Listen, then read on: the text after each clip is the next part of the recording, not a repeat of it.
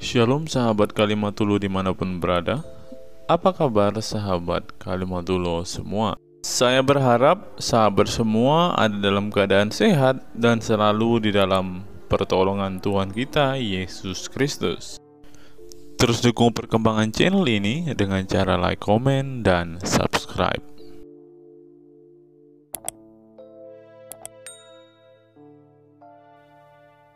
Guru mereka itu kerjanya kick mute. Pasti itu Gurunda, pasti itu. Cuma kalau saya aja sih cuma nggak berani. Wah, ini pelawak naik Kudis, nih Gurunda. mau diskusi Kudis. Pelawak Coba. ini. Coba kita angkat tema dulu, Dis. Ya, kita angkat tema dulu, Dis. 30 menit. Berani? Dis? Ya 1 lawan 1 lah kalau Iya, 1 lawan diskusi. 1. Kita angkat tema, ayo. Kotentikan Al-Quran dan Bible. Berani nggak? 30 menit aja. Gas. Ini. Oke. Kita mulai sekarang. Kita tanya jawab, boleh? Keotentikan Bible dan Quran. Al-Quran. Iya. Berani? 30 menit. Nggak berani Paman, nggak berani. Oke. Masalahnya begini loh, masalahnya Oke, begini. Ini Jangan dia masalah. kerucut. Saya tanya dulu, berani enggak? 30 menit. Berani. Dari sekarang. Sudah dibilang Oke, berani. saya mulai. Saya mulai. Kerucut-kerucutmu suruh turun Saya dulu, mulai. biar- Saya mulai. belum Rasulullah ada Muhammad bukan. Sallallahu Alaihi Wasallam dari mulutnya sendiri berkata, "Husu Al-Quran min arba'ah." Terima Al-Quran Bisa-bisakah? dari keempat sahabatku. Bisukan Itu terus, menurut bisu- Al-Quran. Pertanyaan saya, tolong tunjukkan Bisukan pengakuan terus. Yesus. Tolong tunjukkan pengakuan Yesus tentang kitab Lukas. Itu aja dulu, satu aja, jangan semuanya. Nah, Tolong tunjukkan pengakuan Yesus tentang kitab tolong Lukas. tunjukkan pengakuan Muhammad di Quran mana? Al-Quran adalah semuanya ngomong itu wahyu nggak usah dibisukan. dari Allah Kalau berani dan nggak usah dibisukan. dititip di mulut Rasulullah. Diskusi Lalu kemudian apa ini Al-Quran dibisu-bisukan? Monyet, kalau mau diterangkan, ditanya jawab, diterangkan monyet. kemudian oleh Cie, Rasulullah. takut. Khuzu Al-Quran Nah, kalian follow saya min aja. arba'ah. Kalian follow saya. Terima Bisa Al-Quran diskusi dari dengan saya, keempat ya. sahabatku. Kalau mau Oke, diskusi dengan saya, follow. jadi Rasulullah menyebut Follow, Al-Quran follow. sebagai kitab suci untuk Follow umat. edisi. Sekarang tolong tunjukkan Follow kepada edisi. saya. Dengarkan pertanyaan saya, Yudis. Anda mengakuikan 30 menit kan? Anda mengiyakan tadi kan? Tolong tunjukkan kepada saya ucapan Yesus ketika Diskusi Yesus apa, masa penginjilan. Dengarkan saya. Kenapa Tolong dibisu-bisukan, ya? tunjukkan kepada. Jangan bicara dulu kalau gitu. Dibisu-bisu. Pertanyaan Kalau mau saya, diskusi, tolong tunjukkan jangan kepada diskusikan. saya ucapan Kenapa ketakutan Yesus seperti- tentang buku Lukas. Saya tunggu, mulai dari sekarang. Ketakutan Silakan. seperti ini. Yang lain jangan di-mute. Biarkan beliau bernarasi tentang keotentikan Kenapa kitab takut? Lukas Kenapa dari begitu ucapan mulut takutnya Yesus. kalian kalau saya Silakan. bicara? Kenapa Islam sampai kencing di celana kalau saya bicara? Kenapa? Kita tunggu ya, Coba. teman-teman. Biarkan dia bicara. Yang lain diam. Iya, sekarang begini cuma. Kalau berani diskusi dengan saya, tentukan waktunya 1 lawan 1 pakai waktu. Berani nggak? Ada nggak nyalimu? Ayo. Jawabannya mana? Jangan kalau bisu-bisukan. Jawabannya mana? Jawabannya mana?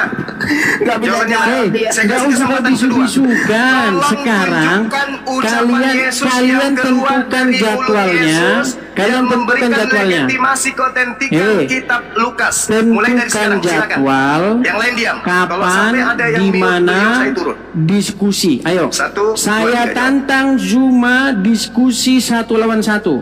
Berani nggak dia? Ayo.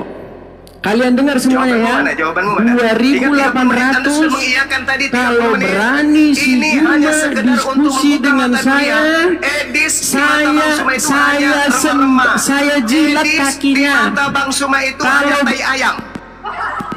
Jilat Saya kaki hanya dia. ingin buktikan kepada dunia. Dengarkan. Edis yang kamu jagokan Kalau- itu hanya tai ayam bagi Bang Suma. Ini coba buktikan. Satu, saya 30 jilat menit. kakinya. Tadi dia Nggak mengiyakan akan 30 berani. menit membahas Ayo, keotentikan Al-Quran mau dan 30 juga Bible. menit, mau 1 Saya hari suruh nggak jelaskan. masalah.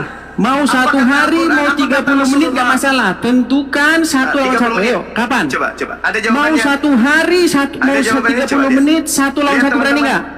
Berani nggak? Lihat teman-teman, dia pura-pura tentukan waktu, tentukan tema. Tentukan Coba waktunya 1 lawan 1. Coba lihat. Zuma tidak lihat. berani lawan Edis TV Lihat. 1 lawan 1. Nggak Lihat, bakal lihat. berani.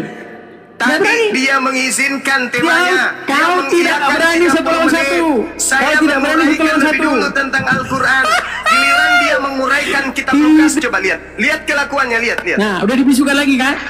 Begitu kelakuannya, takutnya kalian dengan saya. Ayo, naik ke channel saya Coba atau di lihat channel kamu? kelakuannya. Gimana? Di channel saya atau Coba lihat kelakuannya, coba. berani nggak? Ada Di dia channel menjawab. kamu atau di channel saya? Gimana? Ada dia menjawab, teman-teman. Coba gitu. Di channel Ada kamu dia atau di channel saya? menjawab. Gimana yuk? Tidak Gurunda, nggak jawab Ada sama dia sekali dia. Nggak jawab. Ada, teman-teman. Di channel Ini kamu Anda boleh? yang jagokan ini. Di channel saya boleh, Manusia ayo. tai ayam ini Anda jagokan. Gimana, berani nggak? Aku bilang, kalau Anda Malu ingin dia. melihat kualitas Edis, Berani nggak? lihat channel Zulkifli beberapa tahun yang lalu. Ayo, Semua 1 lawan tema 1 di judul channel kamu atau di channel saya konten on cam. saya, Berani nggak? Edis tidak berputar. Coba Anda buka. Nyalakan Apa yang terjadi? kamera Edis itu 1 cuma- lawan 1 kamu dengan saya, berani nggak? Cuma level tai ayam bagi Bang Suma. 1 lawan 1. Edis ini hanya kloset. 1 lawan 1 Nanti nyala teman-teman, kamera, kamu lawan saya, berani Anda nggak? buktikan. Berani? Coba lihat. Nggak berani. Anda sudah buktikan bukan? Tidak akan berani dia. Dis jawab, Dis. 1 lawan Coba 1 nyalakan Coba kamera, lihat. kamu dengan saya. Gimana yuk? Jawabannya apa? Yeah. Mohon izin, Nggak Adinda berani. Ardiansa, Turunkan, Najwa siap. Turismoto, turunkan, silakan turun, dua turunkan, orang. karena Adinda ketakutan. Ardiansa, turun. Saya tidak Siap. berani. Siap. 1 lawan Turun. 1 saya tidak berani. Oke, 1 lawan 1 tidak berani. dengan saya. Dinda Ayo, Turismoto turun. semua turun. Oke, sekarang Nyala kau kamera dengan kita saya. berdua. Ayo, Oke. nyala saya kamera buka kita berdua. Gimana? Anda buka kamera. Oke. Nyala kamera kita berdua. Ayo, Oke. ayo, Oke. Saya ayo buka Nanda, kamera. besarkan layar saya. Saya Ayo, buka kamera. besarkan layar saya. Oke. Nah, sekarang Anda jawab pertanyaan saya. Tadi saya mengatakan- Pakai waktu. Pakai Nggak ada waktu. 30 Pakai menit. waktu. 30 menit. 30 menit. Kok kau yang nentukan? Kita sedang Kok kau yang membahas. nentukan? Diam. Saya Kok kau yang nentukan? Saya dan Anda membahas tentang keautentikan kitab suci. Bisu-bisukan. Karena itu adalah dasar pijakan agama Kristen. Kenapa dibisukan? Pijakan Kenapa? Kristen adalah kitabnya. Pijakan umat Islam adalah kitabnya. Rasulullah Muhammad SAW mengatakan, terimalah Al-Quran dari keempat sahabatku. Zalikal kitab la raiba fi. Rasulullah Di menyampaikan Quran tentang mana itu? Al-Quran. Di Quran mana tertulis begitu? Sekarang pertanyaan Di saya Quran kepada mana saudara, tertulis terima dari 4 sahabatku di mana? sekarang tugas Anda tunjukkan kepada saya Sebelum saya pengakuan buktikan. Yesus tentang Ini kalau nggak buku pakai Lukas. waktu. Silakan. Kalau nggak pakai waktu kayak gini. Open cam. Kalau nggak pakai waktu kayak gini. Oke, gimana? Tentukan waktunya, berapa menit dia bicara, berapa menit saya bicara. Gimana? Ayo. Open cam. Giliran Anda bicara 20 menit dari sekarang, tunjukkan. Anda berbicara selama 20 menit dari Oke, sekarang. sebentar. Habiskan waktu 20 menit. Sabar, Buktikan Yesus pernah berbicara tentang buku Lukas. Silakan. Buka kamera, Anda tunjukkan bukti ucapan Yesus tentang kitab Lukas. Aku tunggu. Baik. Buka kamera, Ya. buka kamera. Oh, jelas dong. Buka kamera. Jelas dong. Silakan. Tunjukkan. Ya. Silakan. Waduh, di Ah, sini mana? udah, di sini agak gelap Ah, di sini. silakan. Nah, gini cuma. Kau tadi bilang. Sengaja kau matikan lampumu.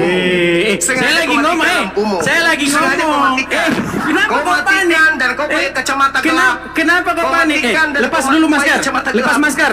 Lepas masker gimana? Kamu nggak ada lampu. Lepas Kamu masker nggak ada gimana? lampu. Enggak, lepas Kamu masker nggak ada gimana? lampu. Langsung jawab, Des. Lepas masker Kamu nggak ada gimana? lampu. Lepas masker gimana?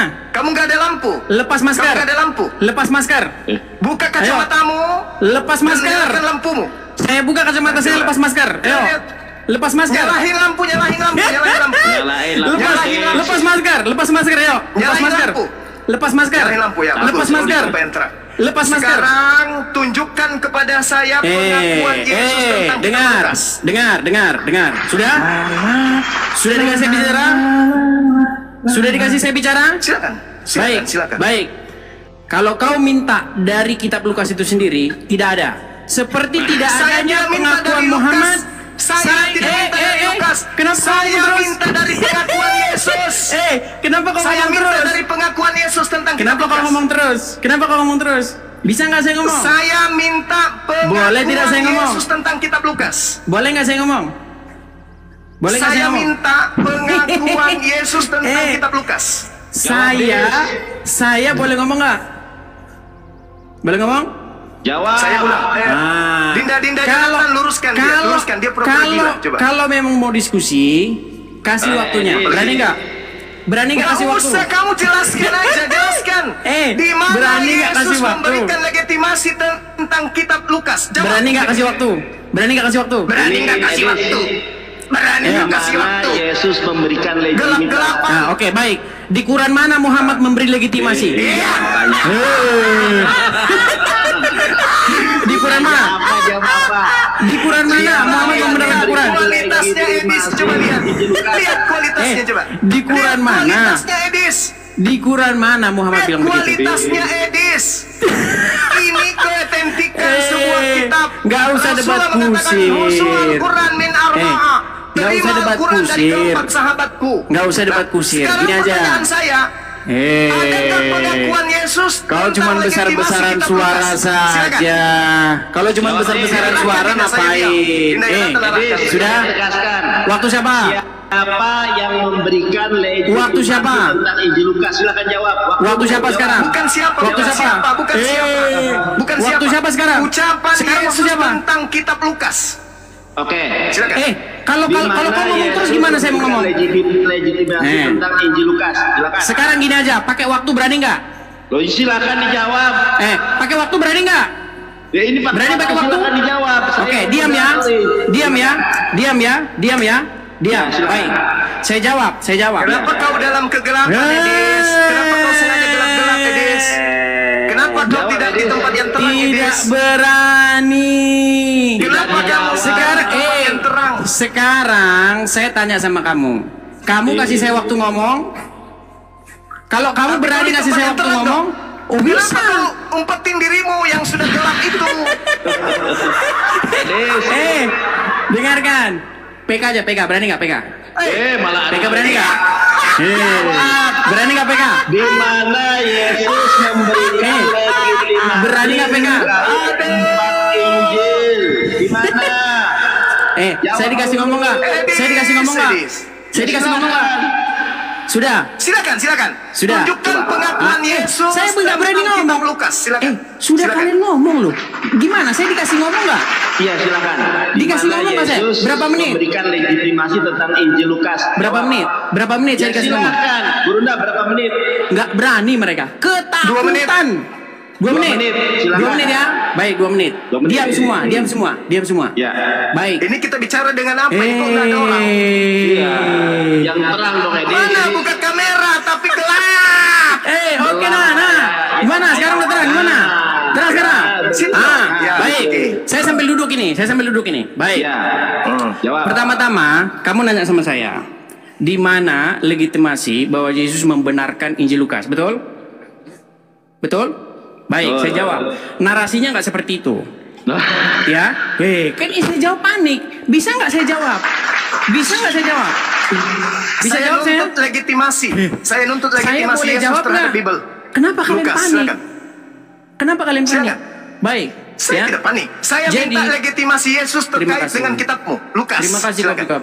Jadi gini ya, Oh iya, pertama-tama harus bantu koin karena dia lagi susah ini, nggak ada ininya, uangnya. Saya boleh ngomong Silakan. nggak sih? Boleh ngomong nggak saya? Lihat Silakan. pengikut Juma ini, begitu paniknya mereka ketika saya ngomong. Jawab, jangan premi. Kesetanan Jawab. ketika saya ngomong. Bisa ngomong saya? Ya silakan dijawab. Bentar lagi ditendang ini saya, bentar lagi Tuh, ditendang. ditendang. Tanda Paling dia bahwa kick mereka dirinya panik sendiri. saya ditendang. Dia Sudah? kick dirinya sendiri nanti Sudah? tuh. Nggak Nanti dia ada. kick dirinya sendiri tuh. Nih, saya selalu angkat tangan nih, lihat nih. Tangan saya saya satu juga megang HP, angkat tangan saya tangan. satu megang ini, lihat nih. Tangan saya satu megang HP nih ya. Ya jawab sudah. Perhatikan. Saya juga Oke. nggak ngerti. Dengar, perhatikan. Kalau kalimat seperti itu, saya membenarkan Injil Lukas nggak ada. Pertanyaanmu salah. Berarti Begini, tidak memiliki, berarti tidak ada legitimasi. saya dikasih 2 menit tadi katanya. 2 menit? Iya, Kenapa kan panik pertanyaan, sekali? Berarti tidak ada legitimasi. Kenapa panik sekali? 2 menit bisa nggak? Loh, saya bertanya, berarti tidak ada legitimasi dari Yesus. 2 menit bisa nggak? Oke, Lihat, silakan. Segitu Silakan. paniknya. Juma, kita udah Silakan. kenal lama loh. Kita udah kenal lama. Bisa nggak kita diskusi dengan baik? Mau? Lah ini kita diskusi dengan baik. Yang saya minta legitimasi. Nggak, gini. Mau diskusi dengan baik? Yang saya minta legitimasi ada atau tidak? Mau diskusi dengan baik nggak? Kalau diskusi dengan baik, Ada atau kasih tidak? saya ngomong. Ada Kasih atau saya tidak? ngomong. Ada atau tidak? Ada atau tidak? Seperti Muhammad tidak pernah ngomong di Quran melegitimasi Quran, nggak pernah ada. Ada tidak legitimasi dari Yesus tentang kitab Lukas? Jawab. Legitimasinya bukan seperti itu. Legitimasinya Apa? bukan Legitimasinya? bunyinya bukan begitu. Legitimasi ini, pergilah engkau akan menjadi saksiku dari Yerusalem, Samaria dan sampai ke ujung bumi. Itu legitimasinya. Yang saya tanya kitabnya Tuyul. saya lagi ngomong. Yang saya tanya kitabnya. Saya lagi ngomong. Yang saya tanya Makanya, kitab Lukas. ini mau dibenerin dulu. Yang Ini saya mau dibenerin. tanya kitab Lukas. Zuma, ini Yang mau saya dibenerin dulu. tanya legitimasi tentang kitab Lukas. Panik. Kenapa panik? Saya tidak panik. Saya tanya apa? Saya Karena tanya apa? memang Legitimasi Yesus kitab Lukas dari Yesus mana? Sudah belum? Legitimasi daripada Yesus terhadap kitab Lihat, Lukas mana? segitu paniknya. Bisa nggak saya ngomong? Nggak berani mereka. Jawab. Mereka Yang saya tanya apa? tidak Yang saya berani kalau saya ngomong. Jawab. Yang saya tanya 2 apa? menit? Berapa menit? Berapa Yang menit? saya tanya apa? Yang Berapa saya menit? tanya apa? Berapa menit? Yang saya tanya apa? Yang saya tanya apa? Kayak gini lah saya bilang debat kusir. Kau diskusi yang baik aja kau nggak bisa Yang saya tanya apa? Kau jawab apa? Segitu paniknya. Kenapa segitu paniknya Yang coba? saya tanya, yang kamu jawab tak nyambung. Jangan segitu Ada paniknya. tidak legitimasi Yesus terhadap buku Lukas? Kenapa segitu paniknya coba? Kenapa? Loh, kok panik? Itu aja terus panik.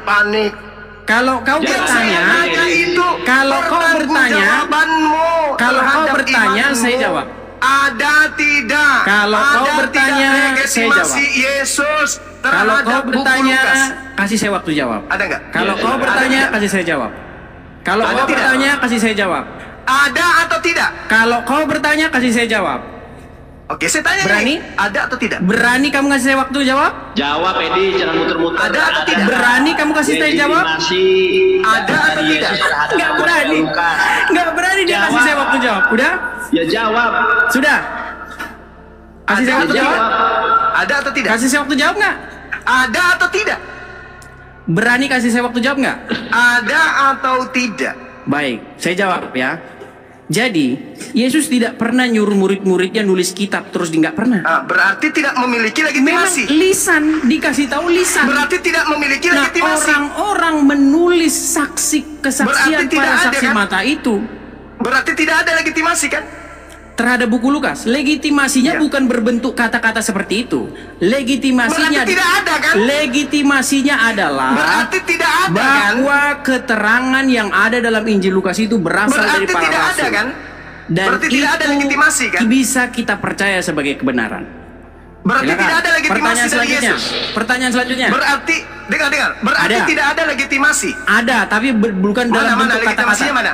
Mana Legitimasinya. legitimasi dari Yesus? Mana legitimasi dari Yesus? Engkau adalah saksiku dari Yerusalem sampai Samaria dan sampai ke ujung-ujung bumi. Di mana Yesus mengatakan tentang kitab Lukas? Perkataan murid-murid itu kemudian dicatat oleh Di Lukas. mana Itu Yesus? legitimasinya. Di mana Yesus Sudah. membahas tentang buku Lukas? Di mana? Itu legitimasinya udah tadi saya kasih tahu. Mana legitimasi mana? Di mana? Tadi Ini mau kita saya ulang bicara lagi. mengenai buku Lukas. Mau saya ulang lagi? Yang saya tanya buku Lukas, Bu. Itu paniknya mereka. Mau saya ulang lagi? Mau saya ulang lagi Yang nggak? saya tanya tentang Baik. buku Lukas. Jadi Yesus mengatakan kepada murid-muridnya, pergilah Ya, siapa muridnya? Siapa muridnya? ke 11 murid dan Ada semua Lukas di murid-murid situ. yang lain. Ada Lukas di situ? Nah, Lukas adalah orang yang mencatat kesaksian dari murid-murid tersebut. Nah, itu legitimasinya. Sudah? Oke, mana Pertanyaan legitimasinya? selanjutnya. Tidak ada legitimasi. Pertanyaan selanjutnya. Nah, kamu menyebut ke 11 murid. Pertanyaan Kamu selanjutnya mana? menyebut ke 11 murid. Mana Pertanyaan legitimasinya? selanjutnya. Tidak perlu pertanyaan selanjutnya. Ini dulu kau selesaikan. Legitimasi dulu. Legitimasi dulu. Legitimasi. Sudah saya jawab legitimasinya. Apa Mana legitimasinya? legitimasi itu? Mana? Yesus memerintahkan murid-muridnya untuk pergi menjadi saksinya. Kemudian keterangan murid-murid itu ditulis oleh Lukas. Itu Nah, legitimasinya. itulah yang saya minta. Oh, itu legitimasi legitimasinya. tulisan Lukas itu yang saya minta. Mana? Bagaimana mau legitimasi orang Lukas saja datangnya kemudian? Gimana kamu itu?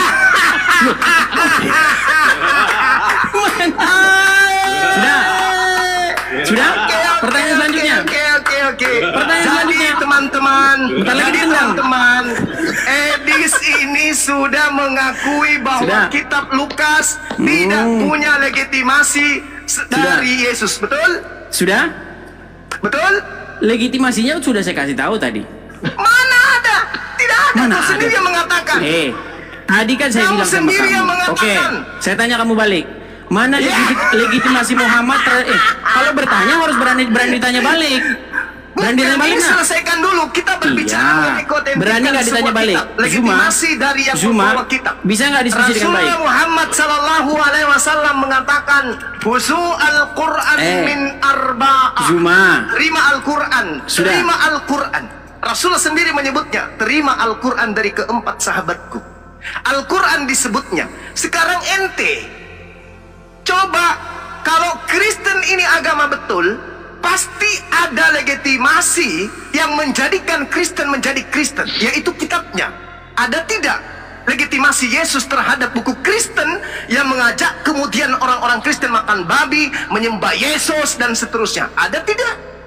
Anda mengatakan tidak ada. Berarti kekristenan itu fiktif ajarannya dari Yesus. Selesai kita. Apalagi yang perlu didiskusikan kalau ternyata agamamu kitab sucinya itu adalah dongeng, surat kabar, tidak ada legitimasi dari Yesus. Apalagi yang harus kita diskusikan? Apalagi? Kenapa dibisu-bisukan? Kenapa dibisu-bisukan? Kenapa kalian begitu takut diskusi sama saya? Ayo. Kenapa nggak berani? Apalagi yang Anda ingin perjuangkan ketika kitab saudara sendiri Anda akui bahwa tidak memiliki legitimasi daripada Lukas. Sudah belum? Sudah selesai kan? Oke. Nah, kesimpulannya apa? Kesimpulanmu apa? Muhammad berkata. Kesimpulanmu, ingat. Kesimpulannya apa? Kesimpulanmu apa tentang buku Lukas?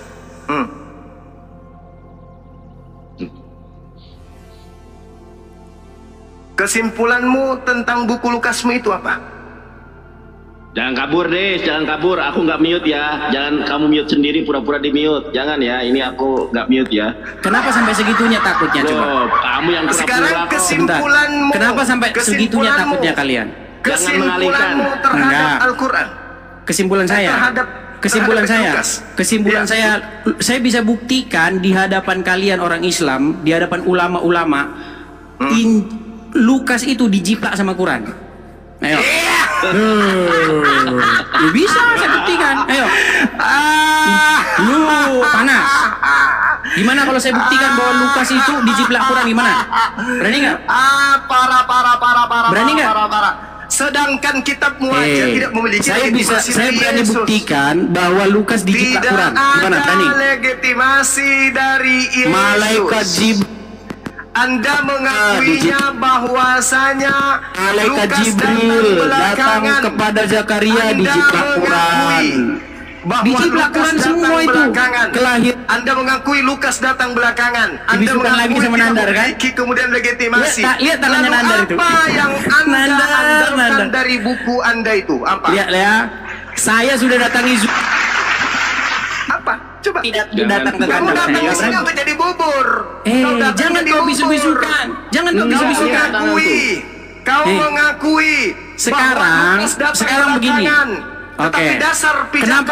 Kenapa Lukas itu dijiplak Quran? Kenapa Lukas itu dijiplak? Kasih bukti. Jangan dibisu-bisukan. Kalau dibisukan satu kali lagi saya turun.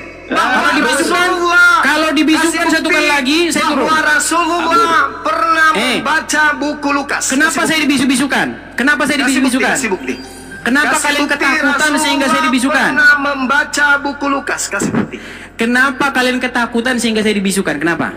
Bisa nggak saya nggak dibisukan? Anda sudah tidak bisa membuktikan ada legitimasi dari moderatormu Yesus buang dulu kepada semua. Moderatormu buang dulu semua. Coba ayo, bisa nggak? Sekarang Anda mengatakan Rasulullah menjiplak kemudian kitab Lukas. Kasih bukti di mana Rasulullah pernah membaca buku Lukas. Silakan. Jawab, jangan pura-pura mute, jangan kabur. Aku nggak mute. Moderatornya sudah nggak ada. Kasih bukti otentik di mana tuduhan Anda Rasulullah pernah membaca mentang-mentang Muhammad mengizinkan kalian berdusta, nggak usah bisu-bisukan saya. Gimana? Loh, saya nggak bisukan. Kenapa saya dibisukan? Kenapa saya dibisukan? Mulai monyet ini mulai. Mentang-mentang kalian diajari Muhammad boleh berdusta, dibisu-bisukan saya. Mulai. Mau diskusi yang bagus nggak? Berdusta itu adalah Paulus. Mau diskusi nggak? Mau diskusi yang bagus? Paulus itu yang mengajarkan dusta. Nggak usah lari kemana-mana. Oke. Filipi 1 nomor 8. Oke, itu perintah. mengenai Yesus baik dengan Kenapa kalian ataupun dengan bisu-bisukan jujur, terus? aku tetap bersuka cita. Kenapa Itu kalian bisu-bisukan ajaran terus? Paulusmu. Kenapa? Oke? Jangan Itu pura-pura. ajaran Paulusmu. Bisukan Paulus dari yang mengajarkan Hongkong. kau untuk kenapa dibisu-bisukan? Kenapa? Kabur nangis sampai Paulus keluar. yang mengajarkan kamu Kenapa kalian bisu-bisukan? Berani nggak mau bisu-bisukan? Ingat Edis. Saya bisa buktikan bahwa Quran kalian itu menjiplak dari Bible. Quran kalian itu jiplakan dari Bible. Ingat, teman-teman Saya bisa se-Indonesia, buktikan bahwa Quranmu itu jiplak. se-Indonesia, Anda mengatakan Edis Bentar lagi saya punya ditendang. ilmu. Bentar lagi saya Saya ditendang tanya kepada dia, mana legitimasi Yesus terhadap buku yang mengajarkan kalian menyembah Kristus Yesus? Ternyata dia sendiri mengakui Lukas tidak memiliki legitimasi dari Yesus. Selesai. Kemudian dia ajukan pertanyaan. Nabi Muhammad SAW menjiplak buku Lukas. Saya minta bukti. Buktikan kepada saya bahwa Nabi Muhammad membaca buku Lukas. Datang kepada Maria, kisah datangnya malaikat Gabriel kepada Zakaria, kenapa ada di Quran? Tunjukkan Nabi Muhammad sesuai dengan tuduhanmu. Tunjukkan. Anda mengatakan beliau menjiplak. Silakan. Nah, nggak ada kan? Kenapa kisah? Ada. Tidak ada, kemudian nggak ada. Kamu buka. Kenapa kisah itu ada di Quran? Jangan kau sempatkan nggak dirimu perlu. buka Google. Kita tidak ada Google di sini, Bu. Kau bisu-bisukan saya, nggak usah. Kau bisu-bisukan saya. Sekarang gimana? Kenapa? Kamu lagi buka Google. Nanti baru kau setelah kenapa buka kisah? Google, baru kau buka kamera. Licik. Kenapa kisah? Suruh paksa dia buka kamera, paksa. Open cam. Paksa Kalau dia nggak open kamera. saya turunkan. Open cam. Turunkan. Buka kamera, buka. Turunkan. Buka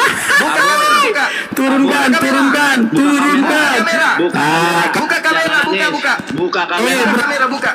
Buka kamera. Buka kameramu. Bang Juma, Gunda Juma aja open cam. Open cam kau. Buka Kabur. kameramu, buka. Kabur. Tapi saya. Kamera buka kamera, Kabur. buka. Open cam. Buka kamera. Open Buka cam. kamera. Buka kameramu. Pasti kamu sudah berada di tempat duduk yang berbeda dengan yang tadi. Iya. Karena kau sudah siapkan materi-materi Google-mu. Buka kameramu. Teman-teman, kalau dia buka, pasti dia sudah tidak duduk di tempat yang tadi. Iya, Pasti betul. dia sudah siapkan kemudian laptop, sudah siapkan komputer, sudah siapkan kemudian HP. Bisu-bisukan bukan saya. data. Kenapa Udah. demikian? Karena dia adalah orang yang nol, tidak ada ilmu. Hanya modal Google, tidak ada ilmu. Kalau berani dia buka kamera, pasti berada di tempat yang berbeda atau minimal dia sudah siapkan komputer atau laptop. Kenapa? Buka kamera berani? Buka kamera? Saya hitung sampai 6. Buka kamera. Open cam. Kamu habiskan waktu saya ini. TV tidak Bagi saya kamu hanya tai ayam. Kamu tak ada ilmu sama sekali. Dibisukan, diturunkan. Dibisukan, diturunkan. Ini layar parcel cari ongkir. Bayar di tempat, tidak bayar kalau telat. Kita sudah buktikan. Kabur. Coba. Dia kabur sendiri, Guruda. Saya nggak ngekick. Dia Kabur. Tengoklah teman-teman. Lihatlah teman-teman. Lihat. Ini yang kalian katakan jago. Edis. Kabur. Demi Allah bagi saya tai ayam lebih berkualitas daripada Edis. Kabur dia. Nggak ngekick saya. Lebih berkualitas tai ayam daripada Edis bagi Bang Suma. Kalian selalu mengatakan, "Lawan Edis, lawan Edis." Apa yang harus saya lawan di Edis? Ilmu tak ada. Hah? Mantap, Gurunda. Buka kamera, cari tempat yang gelap. Apa tujuannya? Anda lihat kalau dia lagi memberikan materi di channel dia, di Komal dia. Buka kamera memang betul, tapi gelap dan jauh sekali di ujung sana. Sudah itu pakai topi, pakai kacamata. Apa maksudnya? Apa maksudnya kayak gitu? Dia buka data, dia pakai laptop, dia sudah susun semua hasil-hasil editannya. Coba berani nggak kayak tadi? Face to face langsung, masuk ke tempat gelap, pakai topi, pakai kacamata hitam. Buka kamera memang, tapi tak berdaya karena tidak sempat buka laptop. Iya. Kabur ya, saya nggak ngekick ya. Nggak bisa ngapa-ngapain. Itu yang kalian suruh saya hadapi dia. Woi, Kristen, woi. Tai ayam yang kayak tadi kau suruh saya hadapi. Tak ada ilmu. Kalau kalian penasaran tentang Edis, buka channel saya beberapa tahun yang lalu. Nama judulnya Edis si mutar-mutar atau Edis si dabutar, lari terbirit-birit atau mencret di celana. Buka channel Zulkifli Mambas, Anda akan temukan. Jadi tak layak Edis itu diskusi dengan kami. Tak ada ilmu. Buka kamera, tapi karena dia tidak kemudian pakai laptop, selesai, tamat. Kenapa? Karena ilmunya memang ilmu Google. Dan yang paling dahsyat, kita minta buktikan legitimasi Yesus tentang buku Lukas. Apa jawabannya? Tidak ada, karena Lukas itu datang belakangan. Berarti bodohlah orang yang menggunakan sebuah buku yang ternyata tidak punya garis keilmuan langsung dari Yesus. Yesus tidak pernah mengajarkan tentang buku Lukas. Berarti cerita-cerita Lukas di dalam itu tidak memiliki kedudukan hukum benar dari lisannya Yesus. Lalu Anda ingin bertahan? Kalau Anda ingin bertahan kepada buku-buku yang tidak berasal, terus pengajaran yang tidak berasal langsung dari Yesus, berarti Anda termasuk orang yang stupid. Dompala, Kardoba, Kak Blamats. Demikian. Oke, saya rasa adik-adik saya sekalian, karena saya ditunggu oleh sahabat kita di bawah yang ada sesuatu yang ingin dibicarakan, dan juga ada yang keluarga mau balik ke Makassar. Saya pamit, tapi saya tetap stay di sini ya. Teman-teman saya jangan di-kick karena saya bukan Edis. Oke? Subhanakallahumma bihamdi asyhadu an la ilaha illa anta astaghfiruka wa atubu ilaik. Salam tauhid, salam satu Tuhan, jayalah Islamku, jayalah Indonesiaku. Oke, sahabat, sebelum saya tutup kamera, kalau ada yang berminat menggunakan baju seperti ini, Nenek Mukiper, silakan menghubungi kontak dari anak saya, beliau sendiri yang promosi sedikit ya teman-teman. Ya boleh Guru. Nomor kontaknya tolong dicatat, nomor kontaknya di sini. Yang ingin pesan baju 08 plus 77 tambah 08 tambah 34 tambah 8 tambah 222. Perbanyak baju ini, pakai kemana-mana. Nenek Mukiper, katakan mereka Nenek Mukiper. Kayak Edis tadi itu neneknya kiper, karena neneknya mengajarkan sesuatu yang tidak benar, gitu ya. Silakan kalau Anda mau pesan baju ke anak saya langsung tanpa perantara. Saya ulang nomornya 0877 tambah 08 tambah 34 tambah 8 tambah 222. Oke? Saya kira cukup untuk sementara. Terima kasih banyak rekan-rekan sekalian. Mudah-mudahan sebentar malam kita bisa jumpa lagi. Saya tetap stay di sini, saya tetap bersama dengan antum di sini, saya tetap monitor hasil diskusi antum semua, karena saya juga butuh belajar dari antum semua. Assalamualaikum, jayalah Islamku, jayalah Indonesiaku. Assalamualaikum warahmatullahi wabarakatuh. Waalaikumsalam. Waalaikumsalam warahmatullahi wabarakatuh. Ya, tengok tadi si Kudis ya, Tenoten. Si Kudis tuh dikit-dikit lawan Edis Allah. Sama kita aja. Mari kita simak apa yang diungkapkan oleh Profesor dan cendekiawan Muslim yang satu ini. Kita kutip dalil liputan 6, teman-teman. Quraisy mengatakan, tolong jangan pilih ustadz yang suka memaki. Kiai Haji Quraisy ibaratkan begini. Nah, teman-teman, ternyata ada juga ustadz-ustadz yang suka memaki-maki, teman-teman.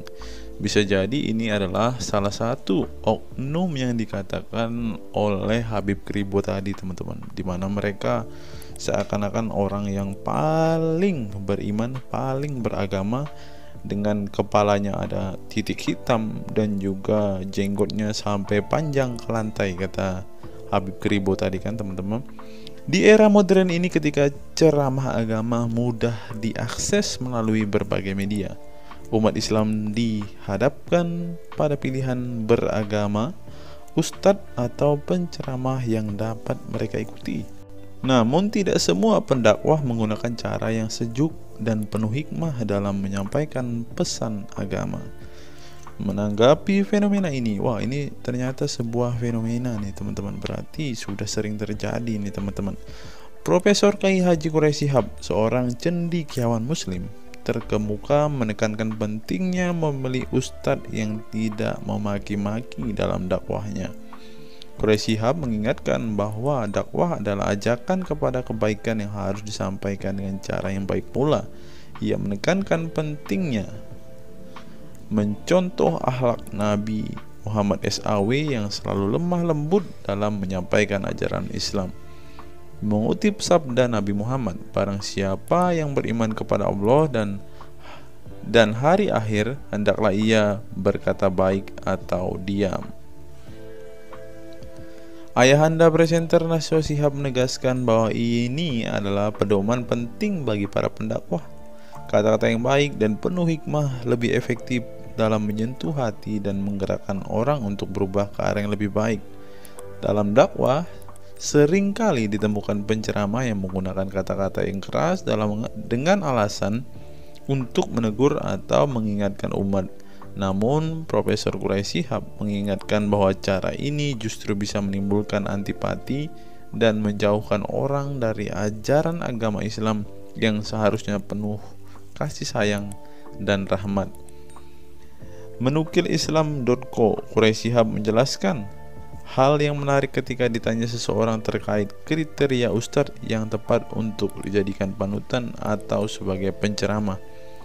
Mantan rektor lain, sekarang UIN, Syarif Hidayatullah Jakarta, ini menjelaskan dengan penuh kasih ibarat seorang bapak menasihati anaknya. Pilihlah ustadz yang menganut paham moderat. Anda tidak akan mendengar makian, tutur mantan Menteri Agama ke-16 masa Presiden Soeharto ini. Quraisy Shihab menjelaskan bahwa ustadz yang wasatiyah akan terbuka untuk dikritik dan tidak fanatik dengan satu pandangan dan menilai pandangan yang orang lain salah. Quraisy Shihab menjelaskan bahwa ustadz wasatiyah akan terbuka untuk dikritik dan tidak fanatik dengan satu pandangan dan menilai pandangan orang lain salah. Ustadz yang wasatiyah memahami bahwa jalan menuju agama itu besar dan memiliki jalan-jalan kecil untuk menuju jalan besar itu. Karena dalam rincian ajaran agama yang Tuhan tanyakan adalah hasilnya, misalnya 5 tambah 5 10, tapi bisa juga 7 tambah 3 lanjutnya. Salah satu ciri ustadz yang wasatiyah menurutnya adalah berpengetahuan luas. Ustadz yang berpengetahuan luas akan mampu menilai dan menghargai suatu pendapat, sedangkan ustadz yang sempit pengetahuannya akan mudah menyalahkan. Semakin luas pengetahuan seseorang, semakin besar toleransinya. Semakin sempit, semakin bodoh tandasnya. Nah, teman-teman muslim, silahkan kalian mau milih ustadz yang modelnya seperti ini. Karena ustadz yang berilmu itu seperti yang dikatakan oleh Bapak Quraisy Shihab ini, bahwa mereka pasti adalah orang yang sangat toleransi. Tetapi jika ustadzmu kamu dapati tidak bisa bertoleransi atau orang yang intoleran, maka mereka bisa dikatakan ustadz yang BODOH, kata Quraisy Shihab. Nah, pertanyaannya adalah, apakah Zuma termasuk standar ustadz yang baik atau ustadz yang toleran? Mari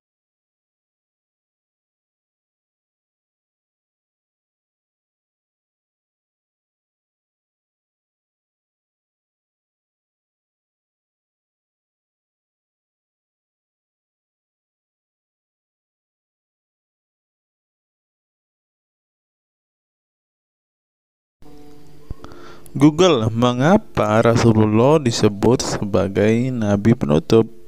Apa alasannya?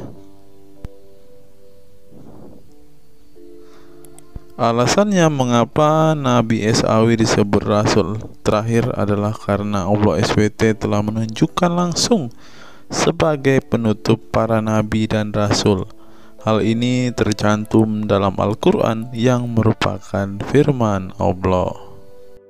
Di sini dituliskan, Mengapa Muhammad atau Nabi SAW disebut Nabi terakhir? Mari kita baca ya.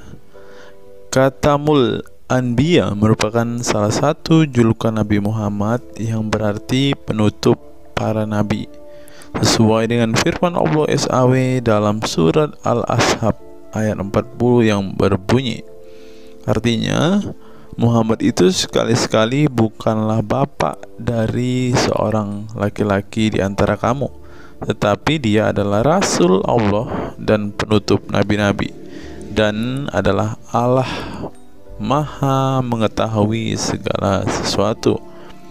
Nabi Muhammad SAW merupakan nabi terakhir yang Allah utus untuk menyempurnakan agama-agama sebelumnya. Al-Quran merupakan kitab Allah yang menyempurnakan kitab-kitab sebelumnya, sehingga tidak perlu ada kitab lain karena Al-Quran merupakan kitab Allah yang menyempurnakan kitab-kitab sebelumnya, sehingga tidak perlu ada kitab lain karena Al-Quran sebagai kitab terakhir. Maka dapat diartikan bahwa tidak ada lagi nabi setelah Nabi Muhammad SAW. Nabi Muhammad SAW sebagai nabi terakhir juga didukung dengan dalil lainnya, yaitu surat Al-Sab 61 ayat 6. Dan ingatlah ketika Isa bin Maryam berkata, "Hai Bani Israel, sesungguhnya aku adalah utusan Allah kepadamu, membenarkan kitab sebelumku, yaitu Taurat, yang memberikan kabar gembira dengan datangnya seorang Rasul yang akan datang sesudahku, yang namanya Ahmad dalam tanda kurung Muhammad." Menurut Syekh Al-Zairi dalam kitab Al-Jawahir dan Al-Qalamiyah, alasan kenapa Nabi Muhammad SAW dijadikan nabi terakhir adalah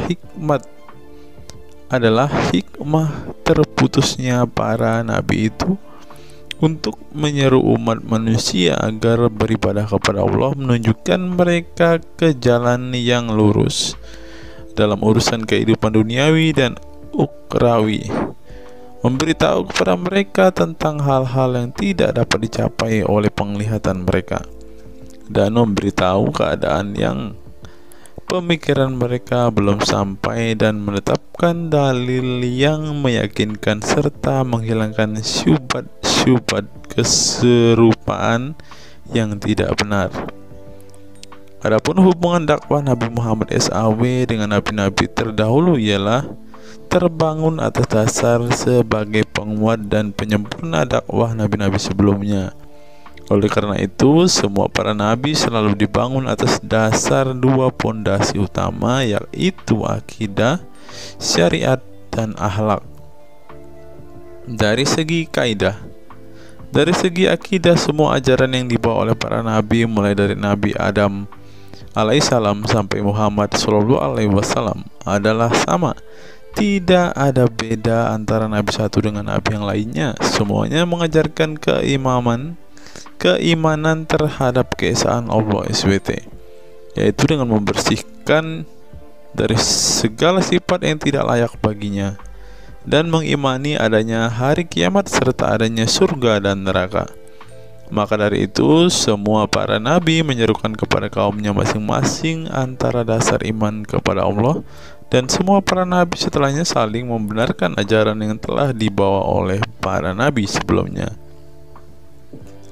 Adapun dari segi syariat yang mengatur tatanan kehidupan masyarakat dan individu terhadap perbedaan dalam metode dan kuantitasnya antara satu nabi dengan yang lain. Hal itu disebabkan karena syariat tersebut dalam ranah pelaksanaan, bukan sebuah pengabaran seperti akidah. Perkembangan zaman dan perbedaan bangsa yang satu dengan bangsa yang lainnya turut mempengaruhi syariat mereka satu sama lain. Diutusnya satu nabi itu adalah khusus untuk umatnya pada waktu itu, bukan umum untuk semua manusia. Sebuah hukum syariat terbatas dalam ruang lingkup yang sempit sesuai dengan umatnya pada waktu itu secara khusus. Nah, dari bagian pertama ini kita mengetahui teman-teman mengapa Rasulullah ini dikatakan sebagai nabi penutup karena Rasulullah juga mengajarkan kepada keesaan Allah, teman-teman. Nah, seperti yang terus di sini. Semuanya mengajarkan keimanan terhadap keesaan Allah SWT, yaitu dengan membersihkan dari sifat segala yang tidak layak baginya dan mengimani adanya hari kiamat dan adanya surga dan neraka. Salah satu alasan mengapa Rasulullah disebut sebagai nabi penutup adalah ini, teman-teman. Mari kita lihat fakta berikutnya. Menurut kumparan, teman-teman, alasan mengapa Rasulullah SAW disebut nabi terakhir, teman-teman. Mari kita simak ya. Saya berharap teman-teman tidak bosan mendengar setiap fakta-fakta yang kita bukakan ini, karena dengan melihat fakta-fakta ini setidaknya kita belajar, teman-teman, dan dapat memaklumi mengapa sih saudara-saudara muslim kita itu sangat-sangat menjunjung tinggi Rasulullah, teman-teman. Mari kita simak. Nabi Muhammad SAW adalah nabi yang ke-25 dalam Al-Quran. Sebagai umat Islam, kita diwajibkan mempercayai bahwa tidak ada rasul lain setelah kematian Nabi Muhammad SAW. Sebenarnya mengapa Nabi SAW disebut Rasul terakhir? Bukan tanpa alasan Allah SWT memilih Nabi Muhammad SAW sebagai Rasul terakhir, sehingga kita dilarang untuk mempercayai bahwa adanya Rasul setelah Nabi Muhammad SAW meninggal dunia, bahkan sampai memiliki cara pandang berbeda dengan beliau. Nah, jadi teman-teman kita, saudara-saudara kita tidak percaya ada Nabi setelah Nabi Muhammad, teman-teman. Terlebih ada yang Nabi yang membawa ajaran-ajaran yang berbeda dari apa yang diajarkan oleh Rasulullah. Berikutnya, alasan dibalik Nabi Muhammad SAW disebut Rasul terakhir. Nabi Muhammad SAW ditunjuk menjadi Rasul terakhir Allah SWT dan mendapatkan Al-Quran yang merupakan kitab sempurna dari kitab-kitab sebelumnya. Nah, mereka percaya juga kitab mereka adalah kitab yang paling sempurna. Karena kitab-kitab sebelumnya tidak sempurna, maka disempurnakan oleh Al-Quran, teman-teman. Artinya, wahyu yang sudah diterima Nabi Muhammad SAW sudah terputus sejak beliau meninggal dunia. Ibnu Katsir menjelaskan, ini merupakan nikmat Allah Subhanahu wa Ta'ala yang terbesar atas umat ini. Allah Subhanahu wa Ta'ala telah menyempurnakan untuk mereka agama mereka, sehingga mereka tidak lagi membutuhkan agama selain agama mereka. Mereka tidak pula membutuhkan nabi selain nabi mereka. Oleh karena itu, Allah Subhanahu wa Ta'ala menjadikannya sebagai penutup para nabi. Allah Subhanahu wa Ta'ala mengutus beliau kepada manusia dan kepada jin. Nah, jadi teman-teman, Rasulullah juga bukan hanya dikirim kepada umat muslim, kepada manusia-manusia yang percaya dan memutuskan untuk memeluk agama Islam saat ini, ternyata juga kepada para jin, teman-teman. Allah Subhanahu wa Ta'ala berfirman, artinya Muhammad itu sekali-kali bukanlah bapak dari seorang laki-laki di antara kamu, tetapi dia adalah Rasulullah dan penutup nabi-nabi, dan adalah Allah Maha mengetahui segala sesuatu. Dikutip dari buku situs-situs dalam Al-Quran oleh Syarifuddin Al-Fikri, para ahli bahasa memberikan makna terhadap kata ma dalam surat Al-Ahzab ayat 40 dengan al-istitsaku wal ma'u, yang artinya memastikan dan menolak sesuatu. Sehingga Al-Quran menyebutkan bahwa Nabi Muhammad SAW sebagai khatam an-nabiyyin, artinya pasti tidak ragu beliau seorang nabi terakhir dan menolak orang mengaku di kemudian hari. Adapun alasan dibalik Nabi Muhammad SAW sebagai Rasul terakhir dijelaskan oleh Syekh Al-Zairi dalam Al-Jawahir Al-Kalamiyah. Sebenarnya Nabi kita Muhammad dikatakan sebagai penutup para nabi itu hanya karena sesungguhnya hikmat terputusnya para nabi itu menyeru umat manusia agar beribadah kepada Allah, menunjukkan mereka ke jalan yang lurus dalam urusan kehidupan duniawi dan ukhrawi, memberitahu kepada mereka tentang hal-hal yang tidak dapat dicapai oleh penglihatan mereka, dan memberitahu keadaan yang pemikiran mereka belum sampai dan menetapkan dalil yang meyakinkan serta menghilangkan syubhat-syubhat keserupaan-keserupaan yang tidak benar. Karena itu umat manusia tidak memerlukan lagi kepada Nabi sesudah Nabi Muhammad, sebab syariatnya telah mencapai batas kesempurnaan. Dan dari alasan inilah tampak jelas tentang rahasia terusnya beliau untuk seluruh umat manusia dan keberadaan beliau sebagai manusia yang paling utama dalam segi fisik serta halaknya. Demikianlah penjelasan singkat mengenai Nabi Muhammad SAW sebagai Rasul terakhir. Semoga dengan mengetahuinya dapat menambah meneladani beliau sebagai sosok yang sempurna. Yang perlu diingat, jangan menghujat ya teman-teman. Mengutip sindonews.com, inilah ke-10 keistimewaan Rasulullah. Yang pertama, air liur Rasulullah menjadi obat. Dari Sahl bin Sa'ad berkata, saat Rasulullah dan para sahabat akan berperang di Khaybar, Rasulullah bersabda bahwa ia akan memberikan bendera kepada seorang pria yang cinta dan dicintai oleh Allah dan Rasul-Nya, dan Allah akan memberikan kemenangan. Rasulullah mencari Sayyidina Ali, akan tetapi para sahabat mengatakan bahwa Ali sedang mengalami sakit mata. Rasulullah memerintah para sahabat untuk mendatangkan Ali kepada beliau. Kemudian Rasulullah meludahi kedua matanya dan mendoakannya. Seketika itu sakit matanya sembuh seakan-akan tidak ada bekas sakit sebelumnya. Kemudian sahabat Khalid bin Ali mengaku pernah digigit kalajengking di kakinya. Lalu Nabi meludahi kakinya dan mengusapnya. Seketika hilang sakit dan berhenti darahnya keluar. Khalid bin Ali mengatakan, aku digigit oleh kalajengking ketika aku di dekat Nabi Muhammad, lalu beliau meludahi kakiku dan mengusapnya. Yang kedua, rambut beliau membawa berkah. Sahabat Khalid bin Walid radhiyallahu anhu tak pernah kalah di medan perang. Di setiap perang, Khalid selalu meraih kemenangan dan membuat nyali musuh ketakutan. Ternyata penyebabnya tak lepas dari keberkahan rambut Nabi Muhammad yang selalu dia bawa ketika perang. Rambut beliau juga dijadikan sebagai obat bagi orang sakit. Yang ketiga, keringat Nabi Muhammad menjadi minyak wangi. Anas bin Malik menceritakan keberkahan keringat Nabi Muhammad sebagai minyak wangi. Beliau mengatakan, Nabi masuk ke rumah kami dan beliau qailullah, tidur siang di tempat kami.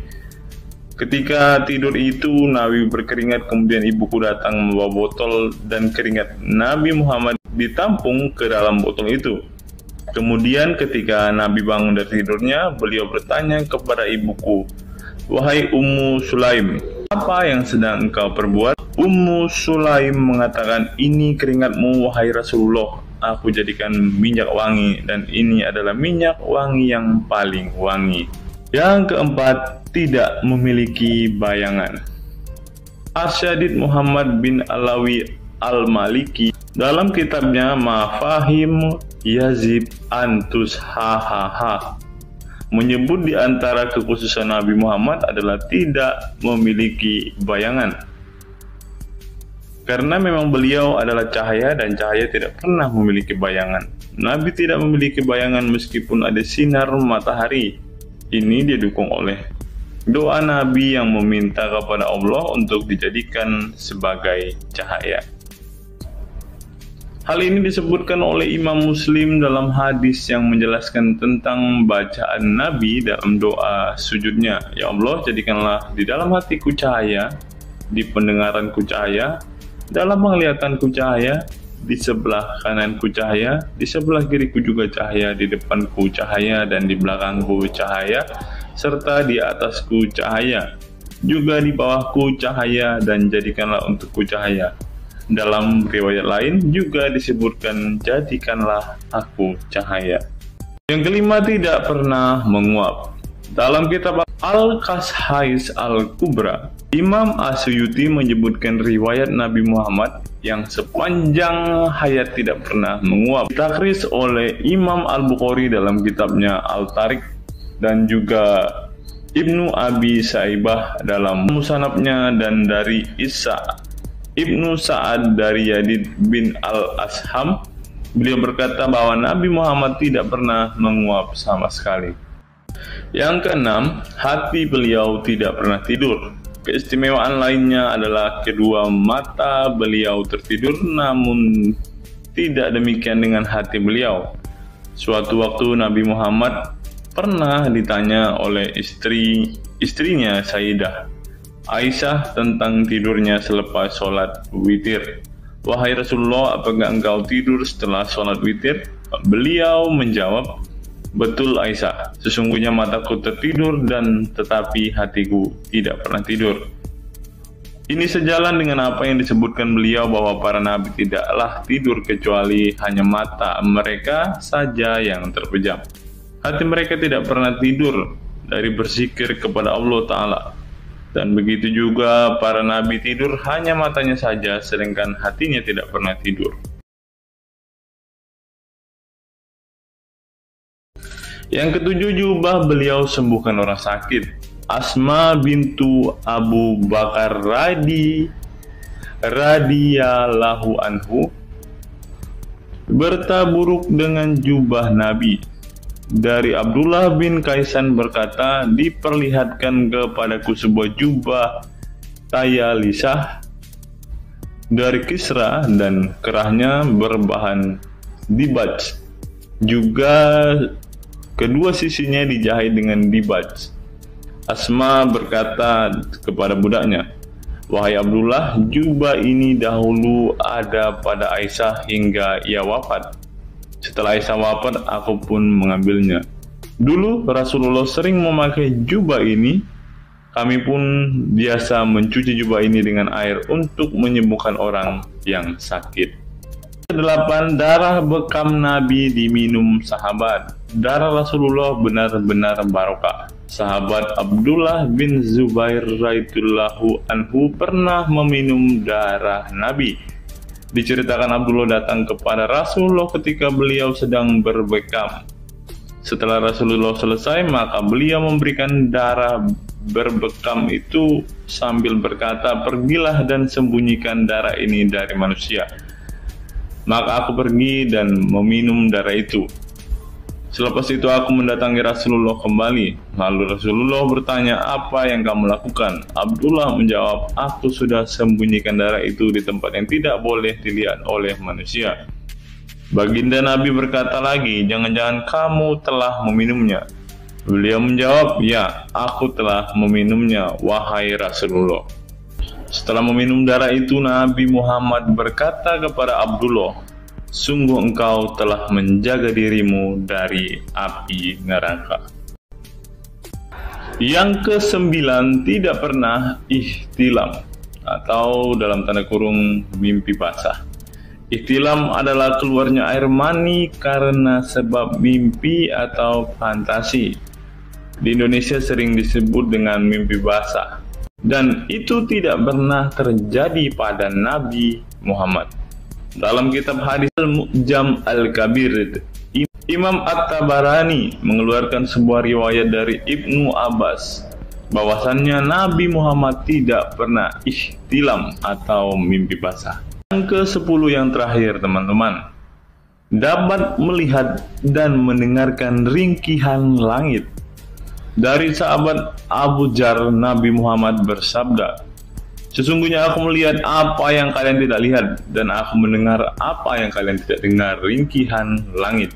Dan memang pantas langit bersuara ringkih, karena di setiap jarak 4 jari di langit ada malaikat yang menaruh keningnya dan sujud kepada Allah. Demi Allah, seandainya kalian mengetahui apa yang aku ketahui, kalian akan sedikit tertawa dan banyak menangis." Keistimewaan lain dari Nabi Muhammad disebutkan ketika beliau buang air tidak ada bekasnya sama sekali. Dalam kata lain, semua kotoran beliau ditelan bumi, tak sedikit pun yang tertinggal. Beliau juga mampu melihat ke belakang dengan jelas sebagaimana beliau melihat ke depan. Itulah ke-10 keistimewaan Nabi Muhammad yang juga menjadi bukti kenabian beliau. Rasulullah adalah manusia sebagaimana umatnya, akan tetapi Allah menjadikan beliau sebagai manusia yang tidak seperti manusia pada umumnya.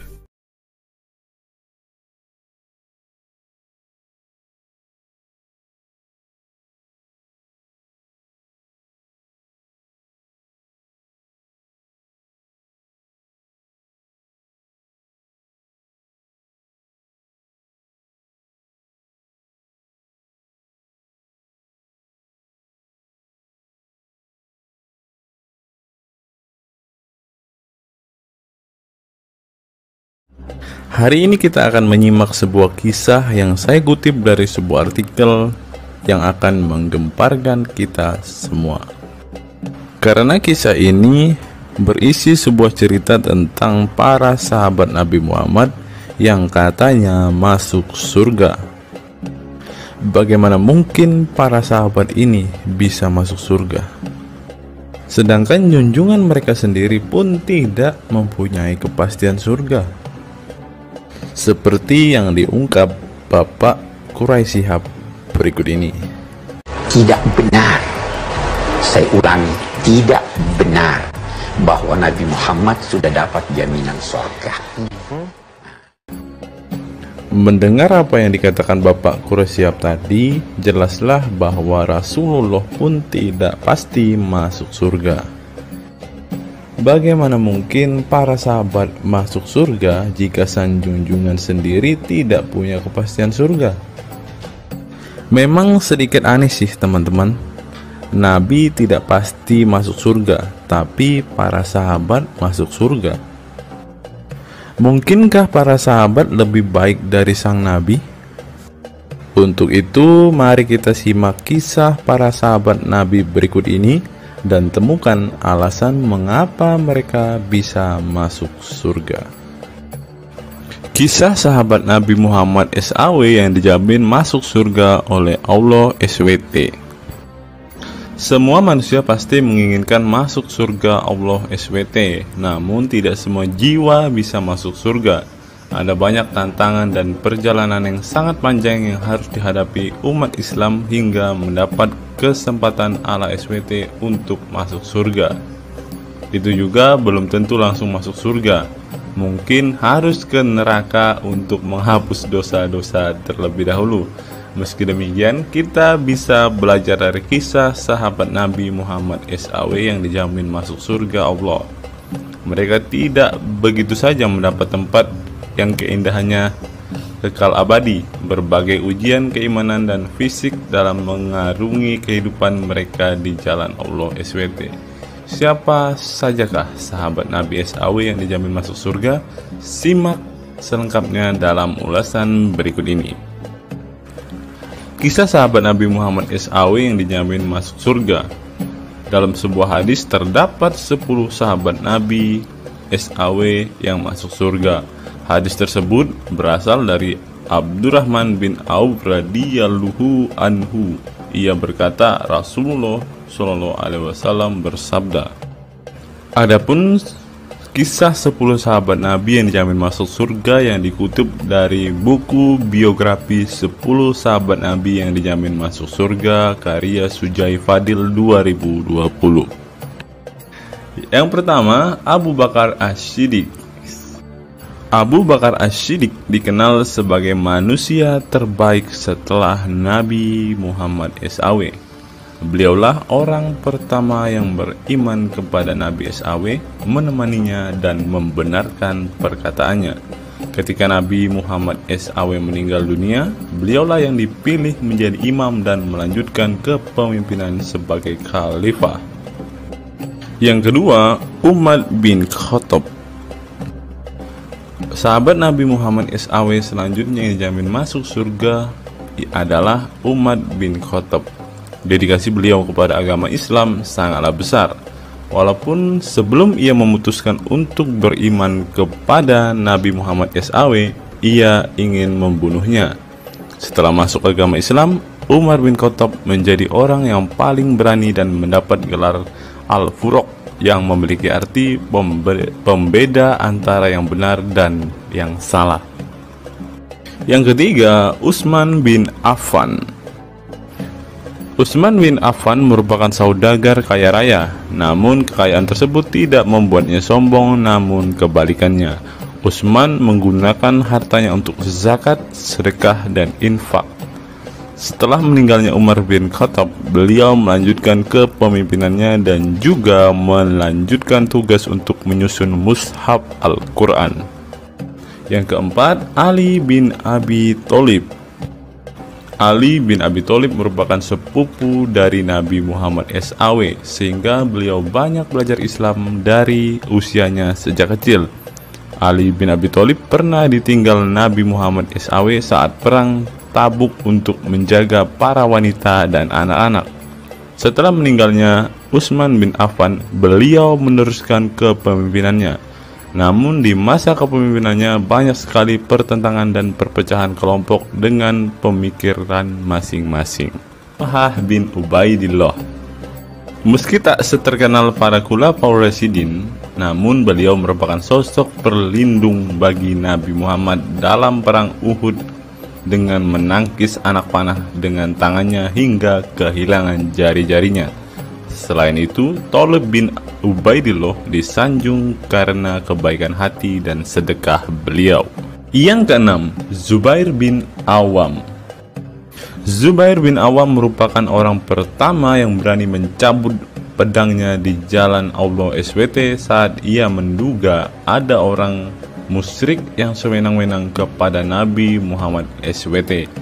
Perjuangannya untuk masuk ke Islam tidaklah mudah. Beliau sempat disiksa oleh pamannya sendiri agar tidak mengikut Nabi Muhammad SAW. Yang ketujuh, Abdurrahman bin Auf. Abdurrahman bin Auf merupakan seorang saudagar yang kaya raya. Walaupun seorang yang berlimpah harta, beliau banyak menggunakan hartanya untuk kaum muslimin. Ketika mendengar bahwa dirinya akan masuk surga, Abdurrahman bin Auf khawatir apakah layak masuk surga dan merasa dirinya bukanlah siapa-siapa. Yang kedelapan, Sa'ad bin Abi Waqqas.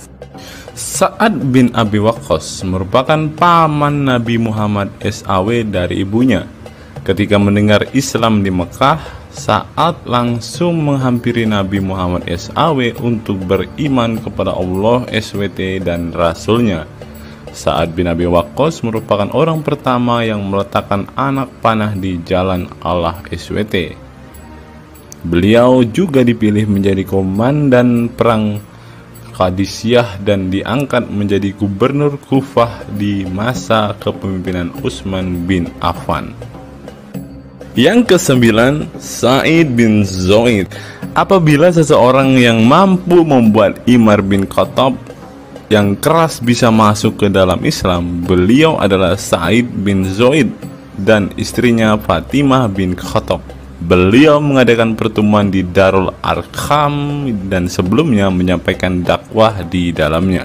Sa'id bin Zaid tidak pernah absen dari peristiwa penting dan peperangan bersama Nabi Muhammad SAW kecuali di perang Badar. Yang ke-10, Abu Ubaidah bin Jarrah. Abu Ubaidah bin Jarrah merupakan seorang sahabat Nabi Muhammad yang lemah lembut namun cekatan. Beliau termasuk salah satu generasi pertama yang masuk Islam. Ketika perang Uhud, 2 gigi depannya copot, malah tampilan dirinya makin bagus. Giginya ompong dikarenakan ia mencabut 2 rantai yang masuk melalui lubang kancing topi besi di wajah Nabi Muhammad SAW karena terkena tebasan. Dari 10 kisah tadi, semua sahabat Nabi itu terkenal dengan perbuatan baiknya. Apakah standar umat muslim masuk surga adalah dengan berbuat baik? Perbuatan baik tentu tidak dapat menyelamatkan. Seorang ustadz pernah berkata seperti ini. Mengantarkan kita masuk ke surga itu bukan amal perbuatan kita. Kita semua masuk ke dalam surga Allah kelak itu lantaran mendapat anugerah dari Allah dan mendapat rahmat dari Allah. Jadi bukan karena amal ibadah kita. Apa tanggapan teman-teman setelah menyimak kisah ini?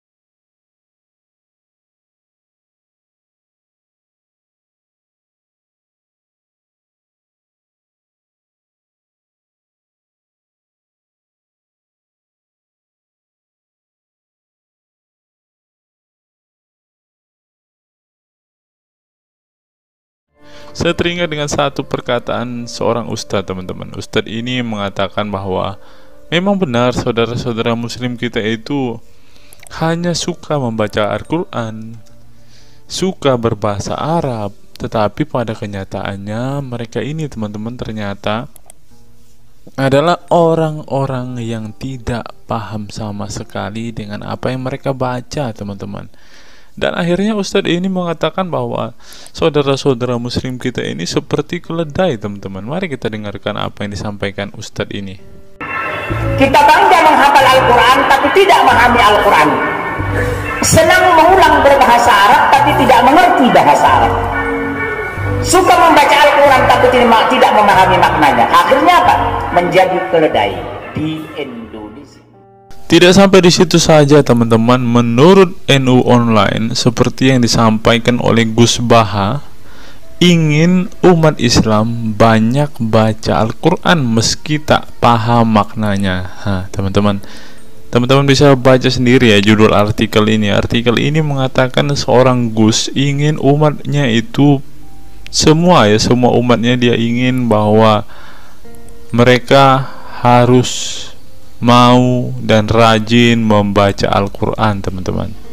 Walaupun ya pada kenyataannya apa yang mereka baca mereka tidak ketahui, apa yang mereka baca mereka tidak tahu maknanya, teman-teman. Mari kita dengarkan dan lihat apa isi dari artikel yang diransir oleh NU Online ini, teman-teman. Jakarta, NU Online.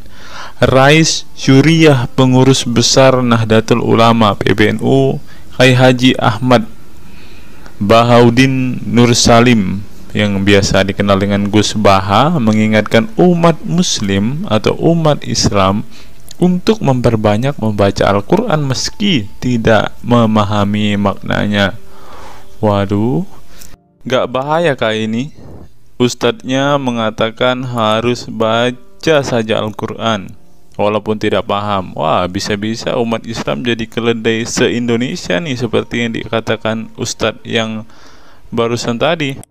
Karena semuanya disuruh baca, disuruh hafal, tidak peduli tahu atau tidak arti dan maknanya. Aduh, bagaimana ini, teman-teman? Sebagai kitab suci, Al-Quran harus lebih dekat dengan umat Islam. Cara mendekatinya bisa dengan mempelajari dan memahami kandungan Al-Quran atau membacanya. Membaca Al-Quran lebih bernilai ibadah, terutama di bulan suci Ramadan.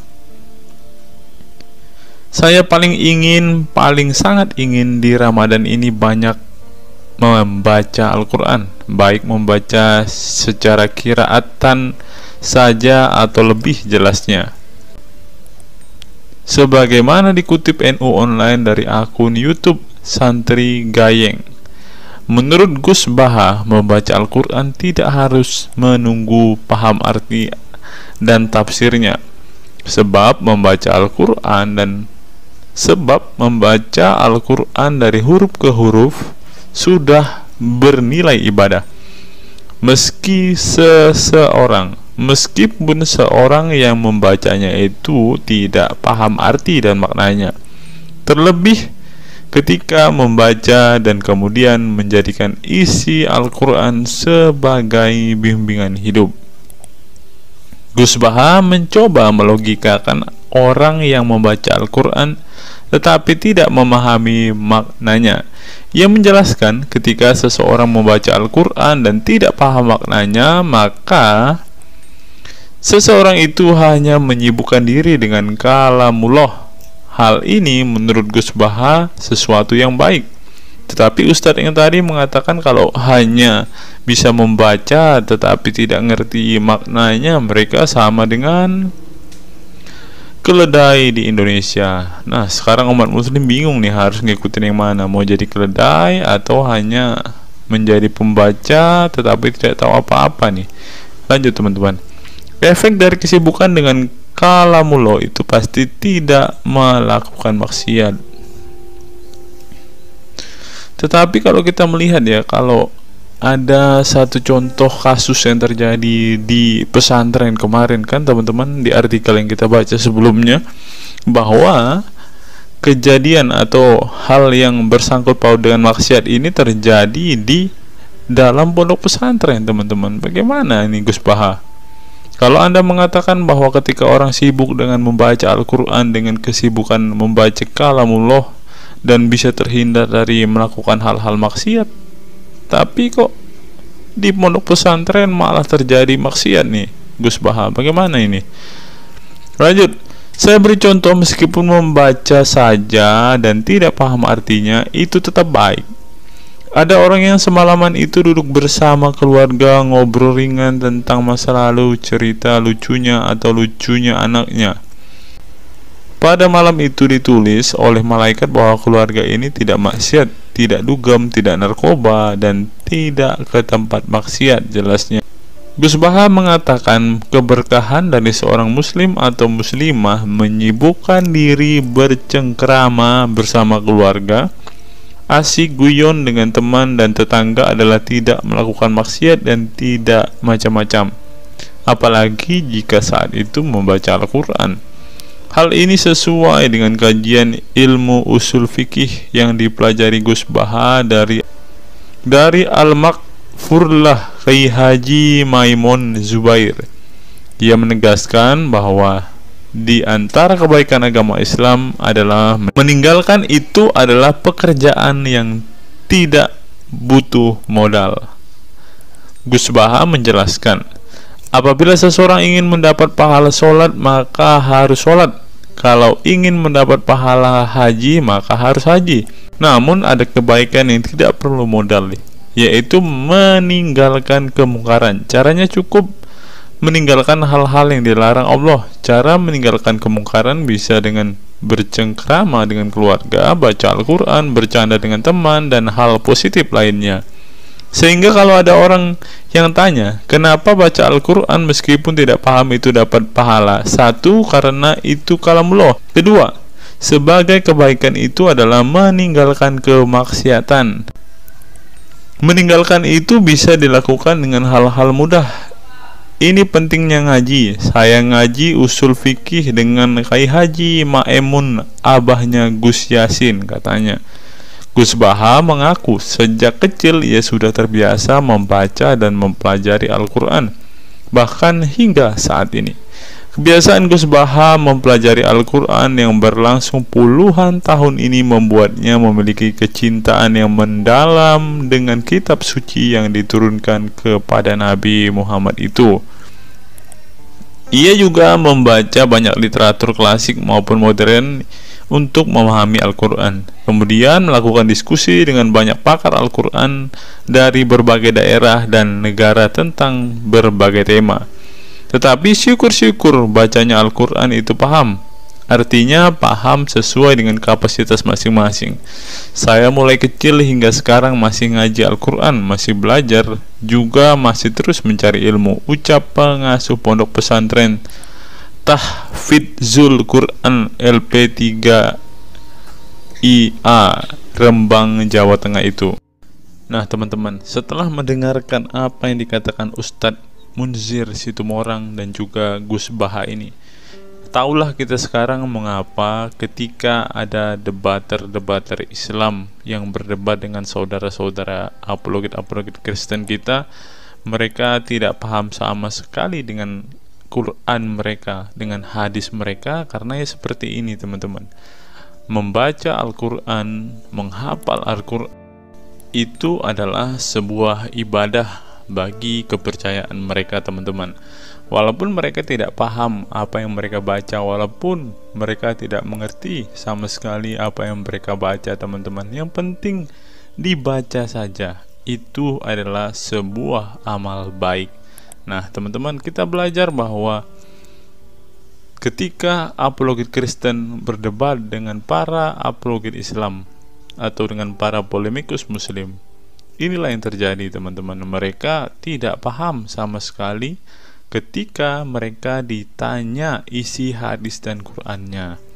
Karena pada intinya atau pada kenyataannya, seperti pengakuan dua ustadz ini tadi, bahwa memang benar umat muslim itu hanya senang membaca, hanya suka membaca, hanya suka mengimani, tetapi tidak paham sama sekali dengan apa yang mereka baca dan imani, teman-teman. Sebagai contoh, teman-teman, kita kalau melihat perdebatan antara Gurunda Zuma dengan apologet Kristen ya, ketika Zuma ditanyakan ayat-ayat Al-Quran atau hadis-hadisnya, Zuma pasti tidak pernah menjelaskan ayat dan hadis itu, teman-teman. Alasannya ya kita tahu ya, sekarang ternyata memang Zuma pun ternyata hanya hafal, hanya suka membaca, tetapi tidak paham dan tidak mengerti sama sekali dengan apa yang mereka baca dan hafalkan, teman-teman. Ya, jadi kita bisa ambil kesimpulan bahwa orang-orang model seperti ini sama seperti keledai di Indonesia, seperti yang diungkapkan oleh Ustadz Munzir Situmorang tadi, teman-teman.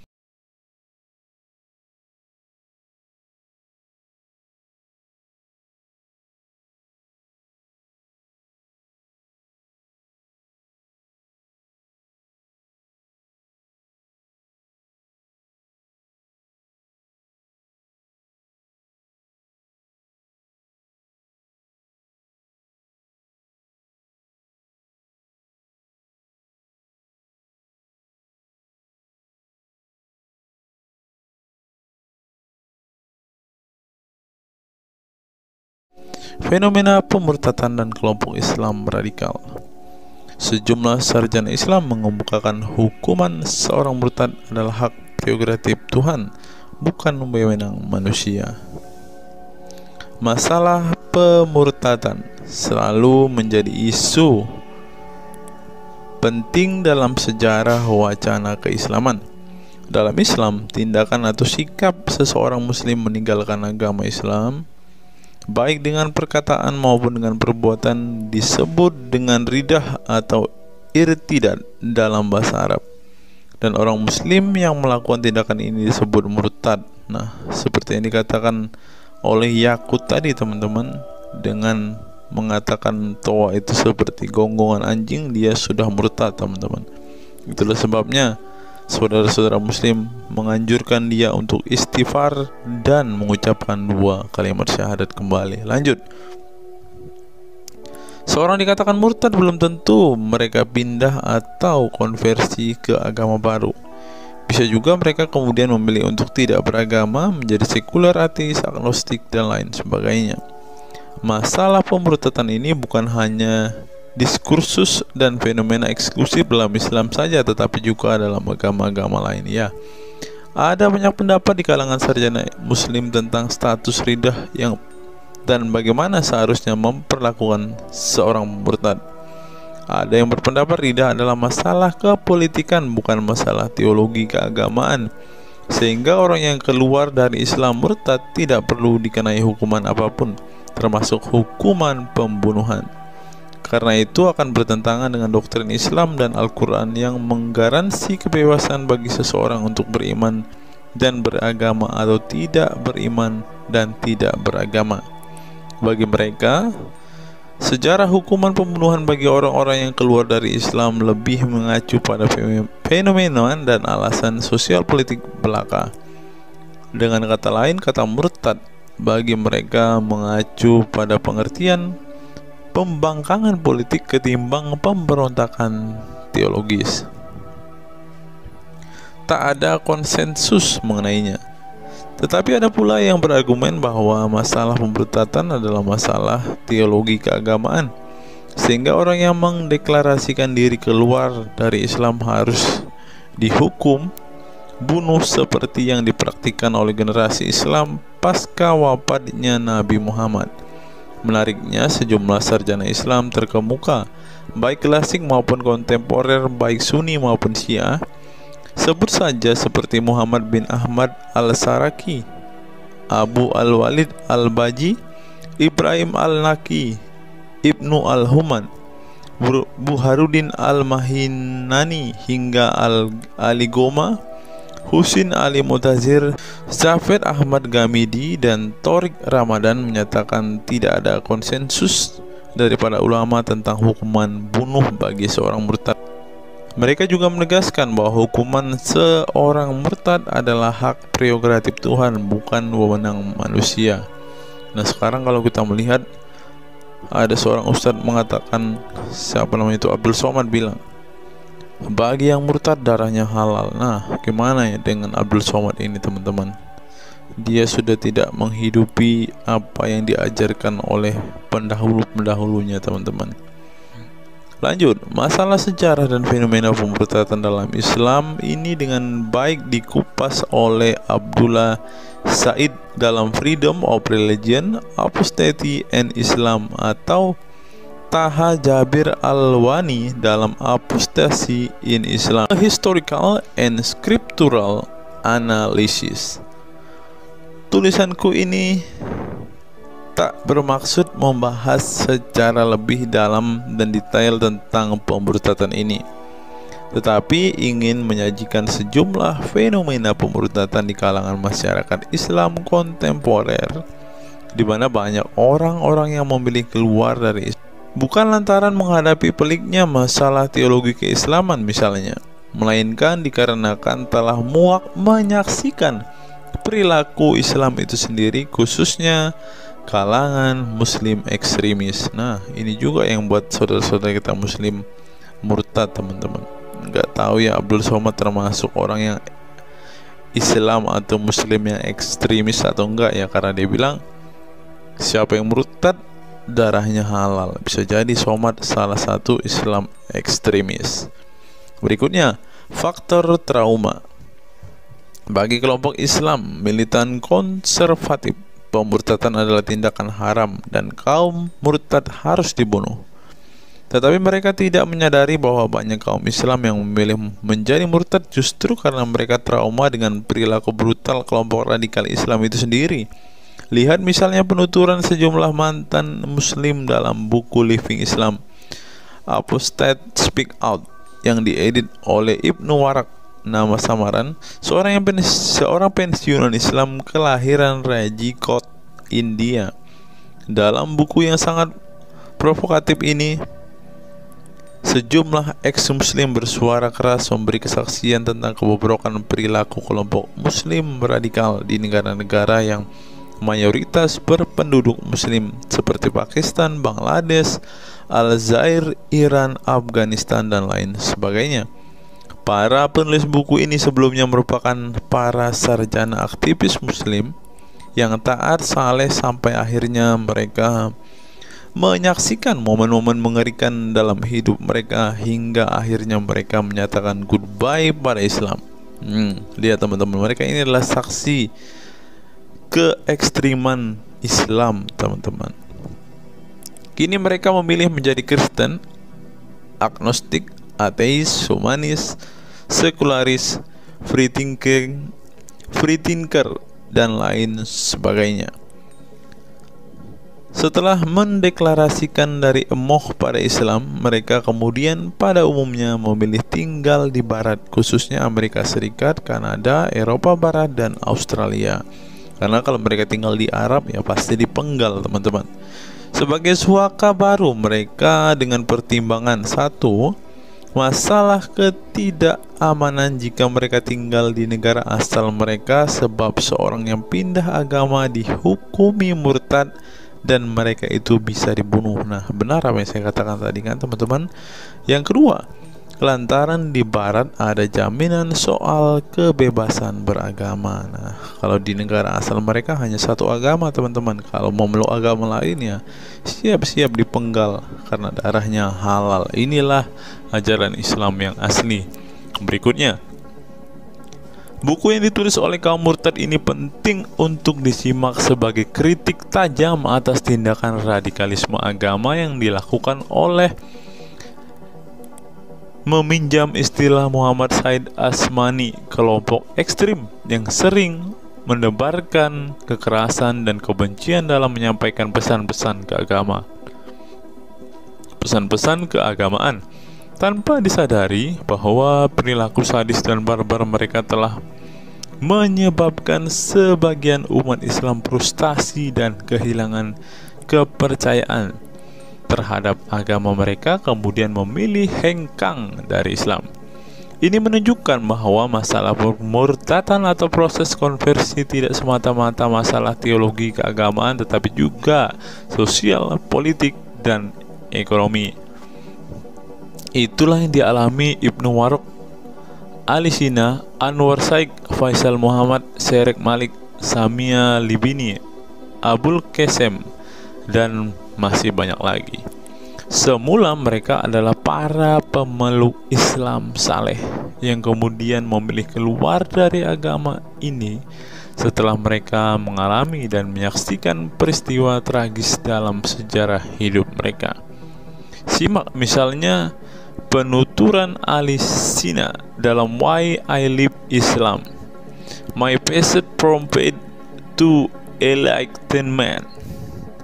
Ali Sina yang masih keturunan Ayatollah Iran ini menuturkan pengalaman getir hidupnya menyaksikan serangkaian horor di negaranya Iran.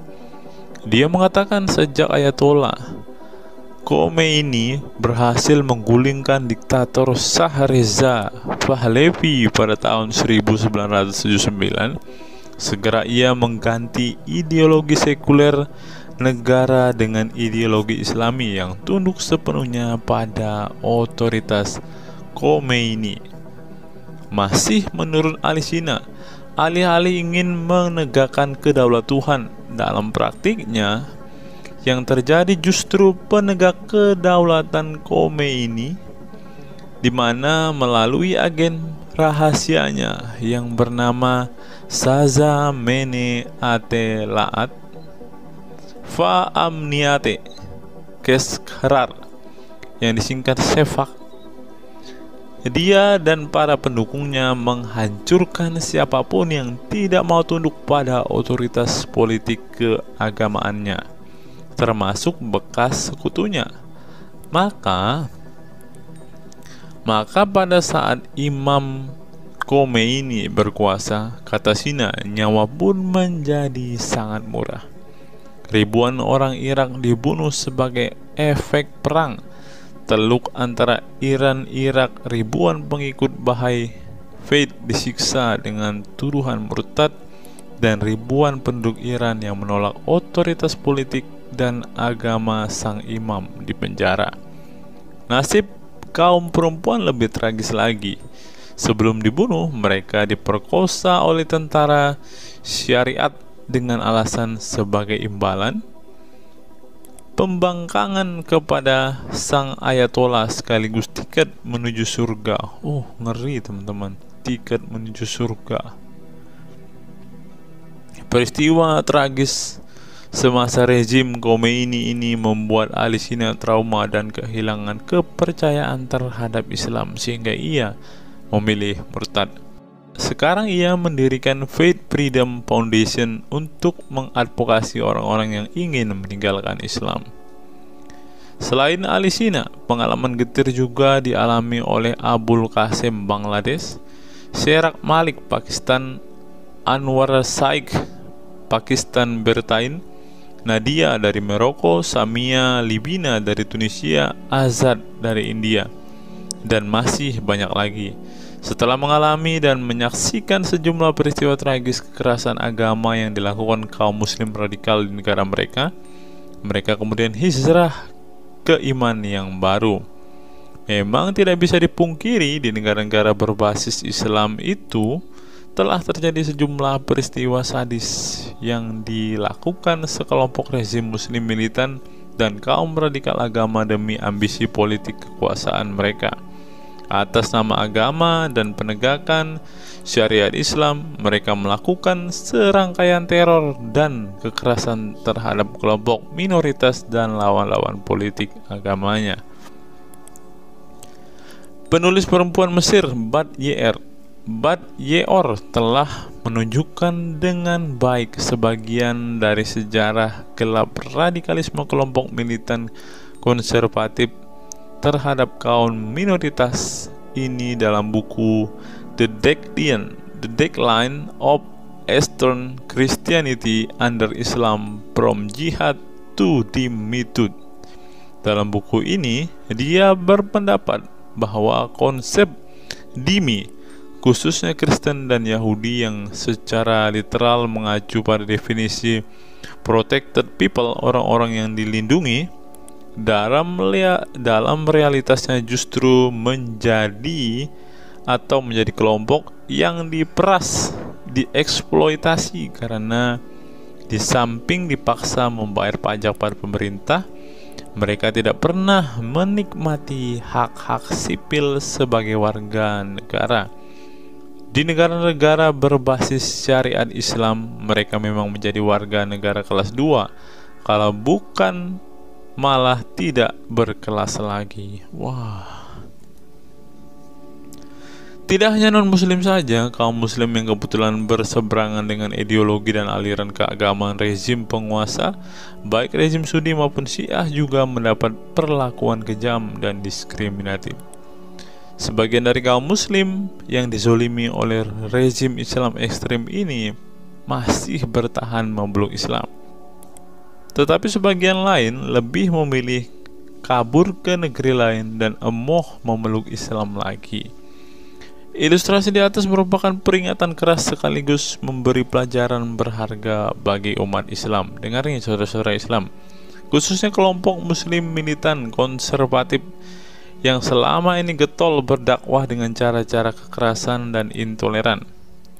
Perilaku brutal dan aksi-aksi kekerasan yang mereka lakukan tidak hanya menyebabkan simpati publik terhadap kaum muslim merosot atau melorotnya tingkat kepercayaan publik terhadap Islam sebagai agama damai, toleran, pluralis, dan rahmatan lil alamin. Tetapi lebih dari itu, tindakan konyol kaum radikal agama ini telah menyebabkan pemurtadan sebagian umat Islam itu sendiri. Kedepan kaum muslim harus menebarkan Islam dengan cara-cara damai, santun, dan toleran, bukan dengan tindakan keras, kasar, dan intoleran yang justru merugikan Islam dan kaum muslim itu sendiri. Jika memang Islam itu agama rahmat bagi alam semesta, maka buktikan itu dengan tindakan nyata. Wallahu alam bishawab. Nah, itulah fakta-fakta yang bisa saya sampaikan pada kesempatan hari ini, teman-teman. Kiranya fakta-fakta ini dapat membuat kita semua sebagai umat Kristen semakin bersemangat berdoa, terlebih memberitakan Injil kepada saudara-saudara muslim kita yang benar-benar rindu, yang benar-benar ingin dan haus mendengarkan kabar baik, teman-teman. Karena Alkitab memang mengatakan ada orang-orang yang hatinya sudah tertutup untuk Injil dan mereka tidak akan pernah mendengarkan kabar baik itu. Bagi saudara-saudara muslimku, segeralah murtad, karena sesuai dengan apa yang kita bacakan hari ini, banyak sekali fakta-fakta yang di luar nalar yang bisa menjadi alasan kalian untuk meninggalkan agama Islam. Apa pendapat teman-teman setelah menyimak video ini? Silahkan tuliskan komentar waras teman-teman di kolom komentar video ini, agar banyak orang semakin waras dan semakin sadar bahwa hanya Yesuslah satu-satunya Tuhan dan Juru Selamat. Hanya Yesuslah satu-satunya yang menyediakan surga bagi setiap orang yang percaya kepadanya. Salam waras, salam sadar. Sampai bertemu di video-video kita berikutnya. God be with you all.